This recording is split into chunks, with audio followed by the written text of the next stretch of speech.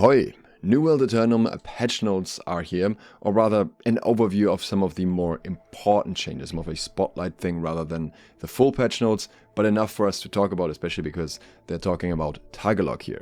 Before we get into that, I have spent many hours today working on a massive document for Fresh Start for the standard servers, specifically where I break down all of the tips and tricks that I've found to improve your early game experience, skip various leveling steps, get an advantage in various ways that I can't even go into detail about here.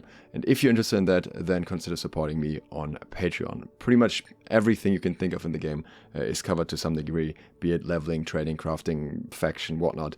So yeah, feel free to hop over there and check that out if you want to. I put a lot of time over the last weeks into that, and then even more time writing it up properly yesterday and today. Now, let's look at the target lock changes here first. This is obviously the big one for a lot of us, because most of us weren't fans of target lock. I will say that what they're saying here actually sounds good. So they are not removing target lock, but they are very closely listening to the specific feedback that they got for target lock. Killing a PvP opponent in target lock will no longer automatically switch to another target. This was something that I showed a clip of, for example, from Trick, where he immediately switched over to another target and the ability switched over as well. So this will no longer be happening. So I guess you just have to lock on again. Also, target lock now breaks more aggressively when losing a line of sight of your target, which was also a major issue because you could basically track someone beforehand. A character's turn speed is now slower when using target lock, so that especially is relevant for melee attacks that kind of immediately turn your character around when somebody is jumping through you, rolling through you or something. And additionally, temporarily, the blunderbuss now deals less damage in PvP. This is due to the blunderbuss currently having guaranteed hits with aim lock through hit scan essentially. And the guess that some people, me including, have here is that this is temporary until they make the blunderbuss a projectile weapon, because there isn't really much of a reason not to when the musket is a projectile weapon at this point as well. And it would just make sense, and it would just kind of even out any balance very easily. Overall, I think with the changes that are being done here, if they are to the degree that it sounds like, obviously they could do this very lightly and then it wouldn't be enough, but if they're done to the degree that it sounds like here, I believe that this would be enough to not give PC players a reason to use target lock. Unless you're maybe just a very inexperienced player or a very slow to aim player, then you might still benefit from it. But for most experienced or more experienced players, I think these changes, these three here, are pretty much enough to not really want to consider target lock over just using your regular aim. There might be some specific situations if you want to like roll around a target or something where you'd still quickly toggle target lock, but I don't think you would want to leave it on for the primary, or use it as your primary lock-on tool, basically, or your primary aiming tool, but rather more as a quick assist here and there to change up your mobility. The question mark will remain the blunderbuss, obviously, because that's the spot where it'll remain strong. Like this here is hitting the melee aspect of it, this is hitting the ranged aspect of it, and the blunderbuss sits somewhere in between. So we'll have to see what happens there. It kind of feels like now you're somewhat forced to use aim lock with the blunderbuss specifically because it already has that nerf damage.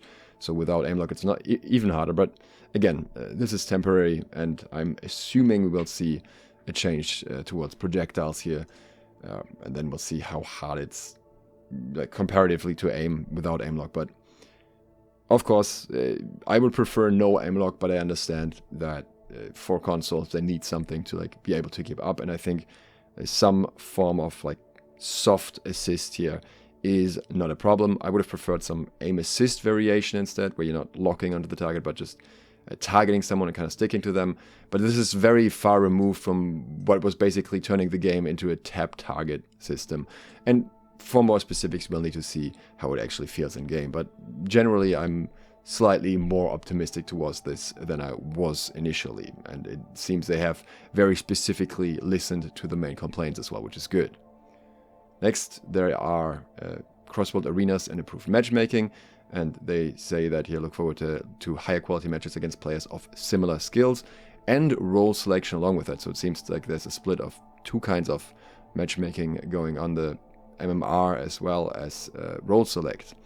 And similar to expeditions, they will now split roles better between the teams for more balanced experience. Of course, people will inevitably find some ways around that. Then we have the new PvP zone, the Cursed Mists. If you're completely out of the loop, there's a free-fall PvP zone in Countless Keys now. I've talked about this plenty. There's a separate video for that, so we don't need to talk about that here. We have the new 10-player raid, the Hive of the Gorgons. Also something that isn't any news to most people. 3 bosses in that raid, some waves in between and stuff, so quite a fair bit going on. Should be interesting. There are new artifacts. I haven't really talked about the artifacts so far, so let's do that very briefly here. Not in detail, but just quickly. So Call of Power is a light headpiece with Desperate Energy. If you hit an enemy while your mana is below 50%, gain 25% increased damage for 4 seconds with a 10-second cooldown. I think this is interesting for mage builds especially. This is from the Season Pass. Survivor's Code is a heavy chest. The perk is Survive. If you get hit while below 50% health, you gain 50% stamina, lose all debuffs, and gain a potion surge that instantly refreshes your next used healing potion with a 120 seconds cooldown. This is from the PvP island, relatively expensive. I think it was like 7,000 doubloons. So would take a fair bit to get there, but not impossible to get by any means. Not with all the ways that you can get doubloons. So could be interesting in terms of safety. I want to see how this could perform in a medium build. But then again, I feel like just having gear that allows you to take less damage in the first place could also be more useful. Depends a lot on your playstyle. Ghostly Touch medium gloves have the Ghostly Embrace perk. When you hit an empowered enemy, dispel 2 of their empowers and you gain 10% empower for 10 seconds with a 4-second cooldown. I think this one is very interesting also from the PvP island because players almost always have some kind of empower going on, so I think this could be nice. Same price as Survivor's Code. I think this will be prioritized generally.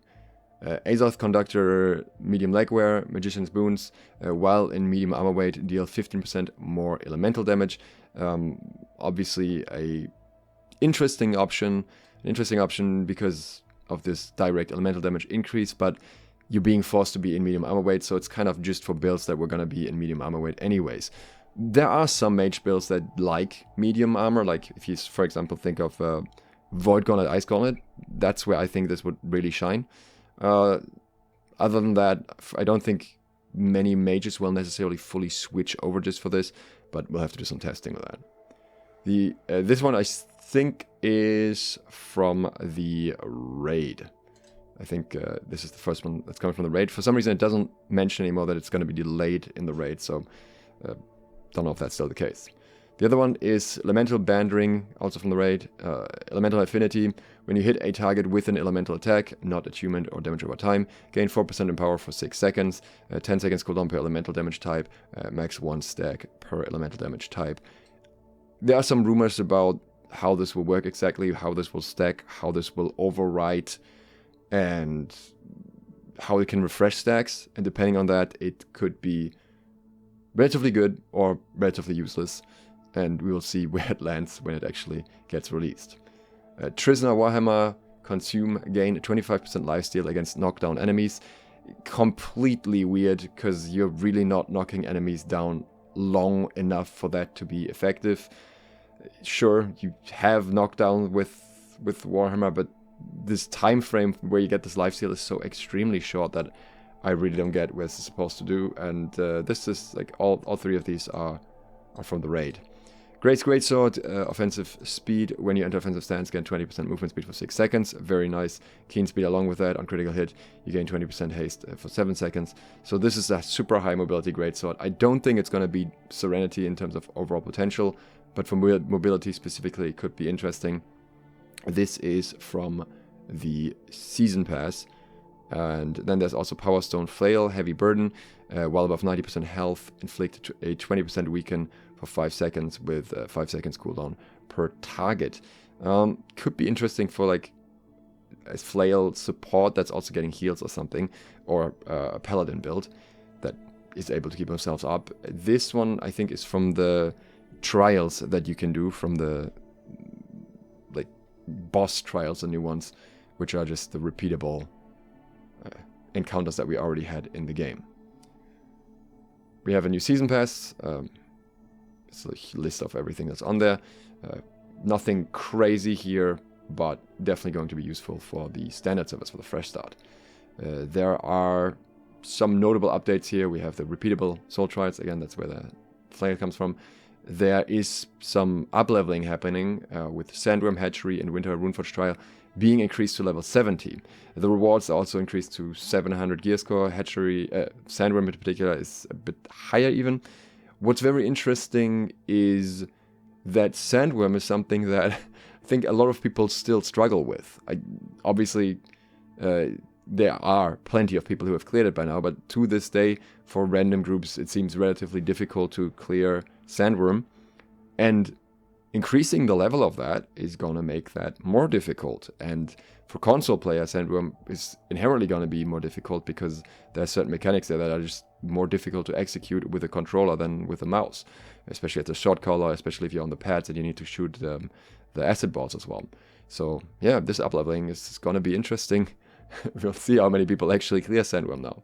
We got swimming, cinematic storytelling, repeatable expedition quests. These are quite good in terms of rewards as well. Your fishing quests, a fourth character slot, cross-play, platform play, obviously, new starting experience, performance optimizations. This is especially notable for PC with DirectX 12, which not everyone will be able to run. The new standard worlds, which is basically fresh start, but for all platforms together. Enhanced controller support, the player archetypes, which is just part of the new starting experience, really. And the gear score increase to 725. Then changes to Lazarus instrumentality. This is interesting because Chades was in the trailer, and I was saying why they put him in the trailer as a challenging boss, supposedly. Apparently, they might be challenging now. Scylla and Chades both get new mechanics and stuff. No, and they get, it's rather... Yeah, they're saying, in addition to new mechanics, new enemies, and unique behaviors between regular and mutated difficulties of the expedition, each of these encounters have received a number of quality of life improvements to provide a fresh, challenging experience. Very curious what exactly that implies, if this is actually going to be noteworthy. Could be fun to re-experience an existing expedition like that. Then we have a bunch of notable fixes here, which, as far as I'm aware, are really something worth discussing individually. It's just mostly bugs and things not working properly, so I'm not going to go through them all one by one here. We have similar things here for the camera. You can look at that if you want, but there's some fixes to camera related to jumping and movement and smoothness and whatnot.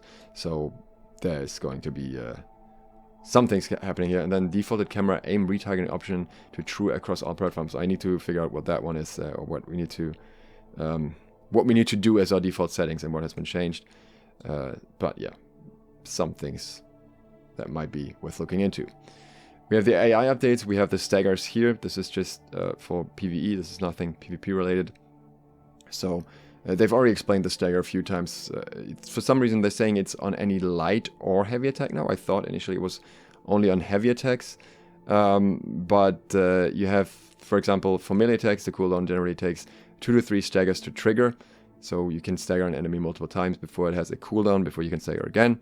With ranged, the same thing is proccing after a single stagger, and then you have a 2 seconds cooldown.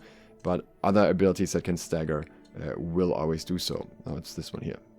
And then silver and gold named enemies, or like nameplated enemies, will be less susceptible to staggers. Notable fixes: 4 target dummies don't show their health bar anymore. Not sure if that means they don't have one anymore, they just don't show it so it's not distracting in wars or something, but I hope they kind of have health in some capacity anyways. The fix an issue where health shown on nameplates wasn't consistently updating properly. I hope that this means they finally fix the thing where if you get too much health you can't see it. And then there are some other fixes here. But what I wanted to talk about is the threat generation. This is very interesting. Mr. Mojito actually made a very interesting video about this, showed that in more detail. So The threat generated by blocking itself is increased by 100%. So just holding block may be a more viable way to hold aggro in expeditions now. But it also makes tanking significantly easier. I see this is definitely the move that they're doing here in general. Which I think is unfortunate. I like that tanking New World was at least a little bit challenging. But also since the removal of Beloved and therefore less aggro reduction for damage builds, tanks have been challenged more to keep aggro. So maybe it's just offsetting that a bit. So for sword specifically, the light and heavy attacks gain additional threat generation. I think the heavy attacks get, was it 2 times as much or even 3 times as much? Again, Mr. Mojito has a good video on that, but yeah, it's definitely something worth noting. This is only for the sword and shield and not for the other tank weapons. They also increased the threat generated from the shield tree passive final blow from 15 to 40%, and they increased the taunt threat boost percentage from 15 to 35%. This is for all taunts and quite relevant. They also reduced the threat generated from life staff and void gauntlet heals. And what's not mentioned here is that you also have a half-second taunt with heavy attacks, which is also extremely effective for tanking on melee weapons, that is. Now we have a couple of combat changes. The first one here is particularly relevant. Updated damage scaling to lower damage increase when using only one weapon. So a commonly used trick with the whole gear score thing. I don't know whether they're just not approaching that thing as a whole, but at least this is kind of a step in the right direction, I suppose. The other changes here, I think, are mostly more specific stuff. There was an issue with the 50 con perk to like stacking repeatedly, and they also changed some other things about them. They moved the health condition and reduced the value to compensate for it always being active, and then they also give you 1.5% gathering luck instead of tool durability for 50 con now, so could be worth running that while gathering. The stamina damage values have been updated to be consistent across all tiers of the same weapon types. So an early game weapon tier 1 will have the same stamina damage as a tier 5 weapon, which makes a lot of sense. It's otherwise just confusing that you're kind of learning a weapon at just different stamina damage specifically, when the stamina value itself never really changes much. There are some other things here that are once again not really worth talking about, I think. And then there are also some things mentioned here for target lock that don't really affect us all that much. It's not really anything super major. It's mostly fixes and some sensitivity stuff. Then there are some more notable fixes here. The first one is funny fix. An issue where holding basic attack and block at the same time could sometimes prevent players from blocking, because I remember how long ago somebody told me about this. But I'm glad it's finally fixed. And then there are, again, a bunch of minor fixes or like niche scenarios, which I am not going to go into. I'm sorry if I'm skipping over something that may be important, but there's just a lot here. We have the weapon fixes, but it's really just mostly fixes for most of these weapons. So for bow, we get a bunch of abilities not working properly, cancels once again. The ability not cancelling when pressing aim, for example. And there is also now smart cast for penetrating shot. So that works. And penetrating and poison shot can now be fired while crouching. Bow users will love that one. And there's once again a fix to one of the many things that cause like bows to shoot too fast. Blunderbuss gets also just a sort like a bunch of fixes, but then the real big change with it is what we said earlier, which is just a general damage reduction in PvP. Fire Staff, Pillar of Fire will no longer slightly push back enemies. I think that's kind of nice in terms of usability, but it felt right that that ability would push enemies back a little bit just from the detonation. So yeah, not sure. Also, there was an issue where Pillar of Fire could still double trigger its damage. This is also fixed. And fixed an issue that prevented Pillar of Fire and Meteor Shower of Aim from cancelling into other Fire Staff abilities. On the flail, there are also a variety of minor fixes. Fixed an issue with the Bulldoze upgrades not properly reducing stamina cost to 0. That's very important. When that happens, that will be quite frustrating. But also fix an issue that caused the Ironclad superiority mastery point to always grant Fortify. Now only grants Fortify when a tower shield is equipped. This is obviously a bit of an unintentional nerf. It's a nerf, but like it's an intentional nerf, but it was an unintentional effect beforehand that gave the flag some extra benefits. And yeah, that's is basically the main stuff for the flail. Then for the Great Axe, we actually have a more significant change. So the gravity perk on Great Axe was always kind of weird, and now they are explaining it.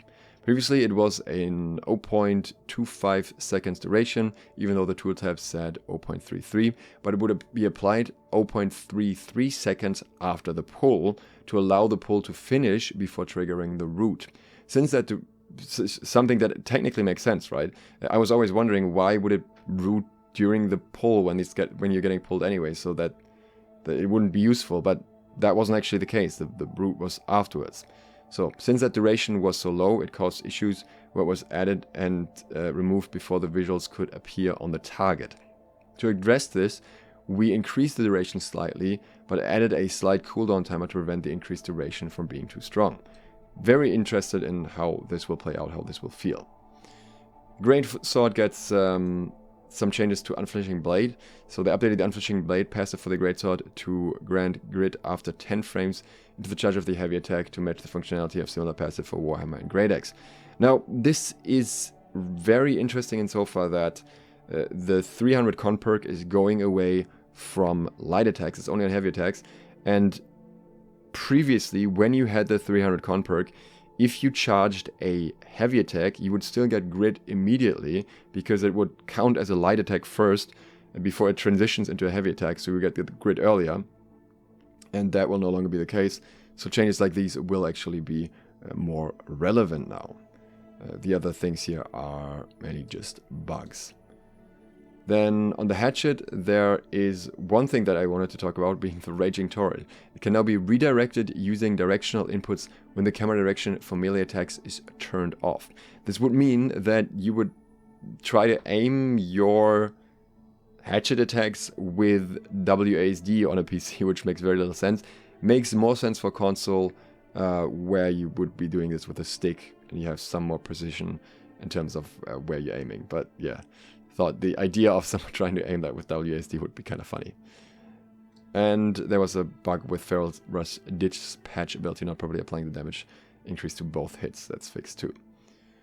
Ice Gauntlet fixed an issue that caused Ice Pylon to shoot over enemies, and an issue when deactivating a tomb via Breakout would activate Defiant Freeze. I think the other ones are somewhat whatever.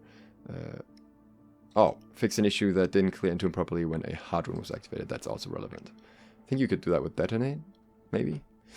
Lifestaff gets a few fixes for ability buffers and cancels. And there was something else here for the Lifestaff. Right, added an option menu setting to automatically log onto target when starting any Lifestaff healing ability. This could actually be good. I don't know. Depends on how it feels. I feel like for healing the target lock, I don't mind that at all. I think the healing system in New World feels so clunky that anything that makes that feel better in any way is a good thing. So yeah, maybe this is like actually better. So we'll see. And also fix an issue that caused the Bent Light passive to not refresh the duration of the buff for the full 5 seconds with each dodge. The musket just gets a change here. Fix an issue where critical reload was able to trigger with more than 5 seconds between headshot. So basically it's a cooldown. For the rapier, the backside perk is only for flesh, the damage increase here. So that's not a big deal. Doesn't really matter that much. Read that first and was like, wait, did the rapier get way too much damage? But no, it's just it got some extra damage on flesh that it shouldn't get if it's not a crit. But the real big deal, we got 25 bonus strength, 25 strength bonus.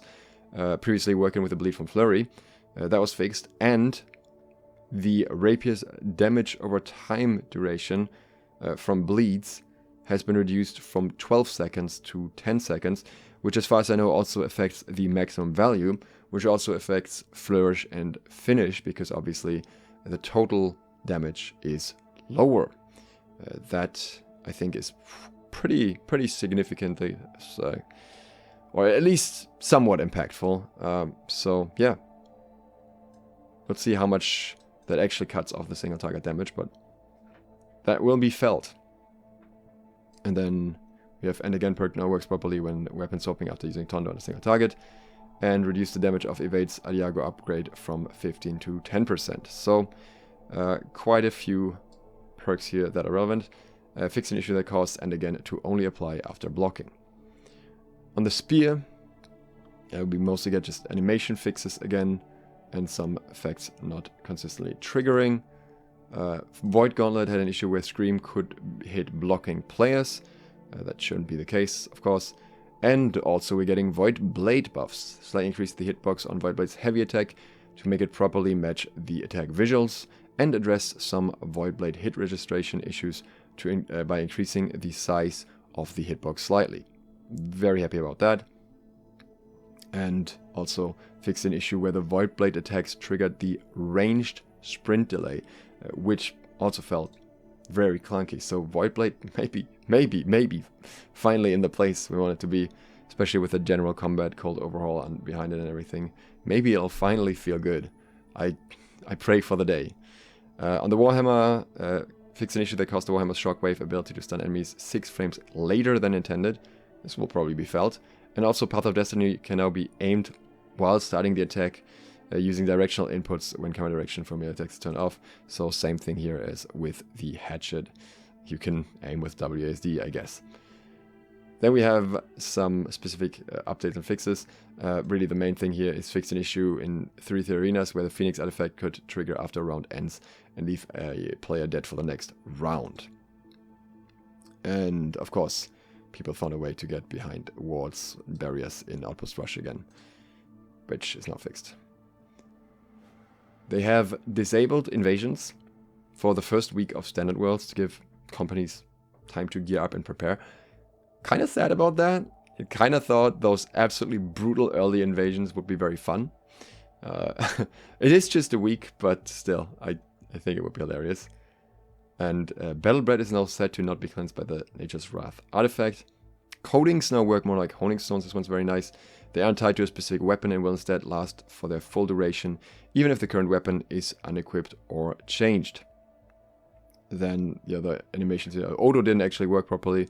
Also interesting. Scorpion Sting, just clarifying that it can't be reduced by cooldown reduction perks. But then it's... No, wait.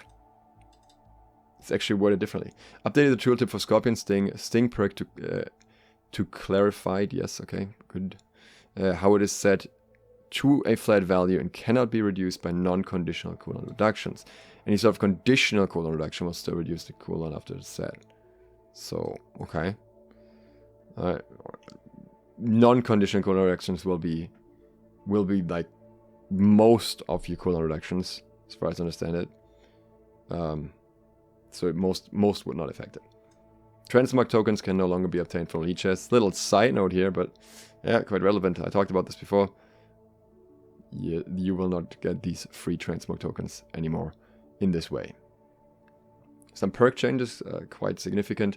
Fix an issue where shocking elemental damage perks when properly flagged as empowers, which I guess, depending on how they work, would have meant that they hit caps very quickly and didn't do as much they should have. Maybe. But now they reduced the shocking elemental damage perks max power from 45 to 30, which I'm guessing is kind of to offset that on high empower builds, but then for other builds it was fine before, so yeah, I'm not really sure how this will play out. They also made some functional changes to Healing Breeze. They increased the value up to 16% from I think previously 14, and they removed the activation cooldown for the ability itself and changed it to be per player that you're hitting it with it, so that player gets the cooldown applied to themselves, which means you can use it on multiple people, which is a lot nicer. And along with that, the Healing Breeze on yourself is reduced by 35%, so you're encouraged to use it on others, so try to perk on others. The other perks here, are just minor tweaks, really. The last one I think is worth pointing out: fix an issue where hard rune activation would not consistently trigger the Purifying Heart and Healing Heart perks. We have some perk fixes here as well, but none of these are super major or anything. For the mounts, we have some basic fixes for animation and so on. Also nothing we need to really concern ourselves with. But down here we have some more. We have the maximum character limit for character names has been increased from 15 to 16. Very specific. Faction switch cooldown, which activates after your first faction switch, has been reduced to 30 days. There's now a zero tolerance filter aimed at very specific terms sent through the in-game chat, whether or not the language filter is enabled. If the filter picks up any instance of these terms, the chat message will be rejected by the server silently, and the message will not be sent to the world. There is an increased grace period and rejoin period for cross-world modes, so war, invasion, and as well as one invasion, sorry. And it's been increased from 1 minute to 3 minutes. I think this is much better because 1 minute was just not enough with how long New World takes to boot. Though maybe for some people it might boot faster now. Fixed UI not cooldown. Fixed cooldown UI not being updated properly with cooldown reduction ability. The other things here I think are once again relatively minor. Yep, there's nothing big here anymore. And that's what we have. I think overall some good changes that I wasn't aware that we'll be seeing, and then a lot of stuff that we already kind of knew about. We have some more details about now. But yeah, I am interested in seeing where this goes, how much of this actually feels good in game. For now, if you enjoyed the video, consider subscribing and clicking the bell so you're notified of other upcoming New World videos. And if you'd like to support me further and get that massive expansion trip that I've just spent way too much time on, then consider supporting me on Patreon. Thanks to all of my patrons who already do exactly that, and thank you for watching. Sloth out.